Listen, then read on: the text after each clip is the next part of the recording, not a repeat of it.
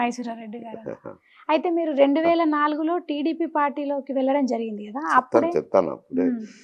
అది ఆ సమస్య ఎట్లయింది ఏంటంటే, ఇక్కడికి ఈయన పోయి సత్యనారాయణరావు పోయి అందులో లేదు. వాస్తవానికి నేనేం పీసీసీ అధ్యక్షుడిని తరలించమని కాదు కదా పోయింది. వేరే పంచాయతీ కోసం పోయినాం. ఈయన పోయి కంప్లైంట్ చేశాడు రాజశేఖర రెడ్డికి. ఇట్ట నన్ను తొలగించాలని పోయినారు అని. ఆయన నాకు చెప్పకుండానే జనరల్ సెక్రటరీగా ఉన్నాయి సిఎల్పికి. General secretary తొలగించినాడు. తొలగించి నేను మనస్తాపం చెందిన. నేను ఇది వేరే విషయానికి పోతే మీరు నన్ను అడగచ్చు కదా, అడగకుండా తొలగించినారని చెప్పి అప్పుడు 2004లో నేను తెలుగుదేశంకి పోవడం జరిగింది.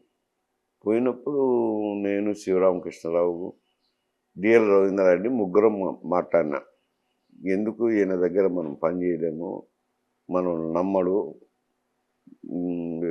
తెలుగుదేశం పోదామని. అంటే బాగున్నది గ్రామాల్లో విచారించుకోవాలి కదా, విచారించుకొని వస్తామని పోయి విచారించుకున్నాం. ఇక్కడికి వచ్చి చేద్దాం అనుకునేసరికి రవీంద్రారెడ్డి వచ్చి ముందర వచ్చాడు ఒకరోజు ముందు. మరి ఆయనకి ఏమన్నా వచ్చి చెప్పినారో ఆయన మళ్ళా కాంగ్రెస్లో ఉండిపోయినారు. శివరామకృష్ణ నేను తెలుగుదేశంలోకి పోయి చేరినాం. చేరిన తర్వాత ఆయన ఎంపీకి ఉండమని చెప్పారు. ఎంపీ కంటే ఎంపీ గెలవలేనండి, కష్టము.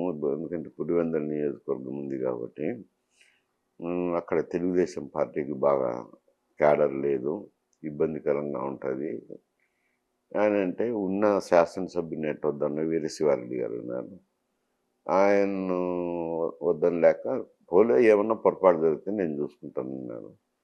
ఆ తర్వాత 2004లో నేను కంటెస్ట్ చేయడము, ఓడిపోవడం జరిగింది. ఓడిపోయినాక ఆయన 2006లో నాకు రాజ్యసభ ఇచ్చినారు. 2012 వరకు ఉన్నాను. 2012 వరకు ఉండి 2012లో 12 అయిపోయినాక ఏమన్నా పనులుంటే వచ్చి చెప్తాను, ఫోన్ చేయండి, వచ్చి చేసి పెట్టిపోతానని చెప్పి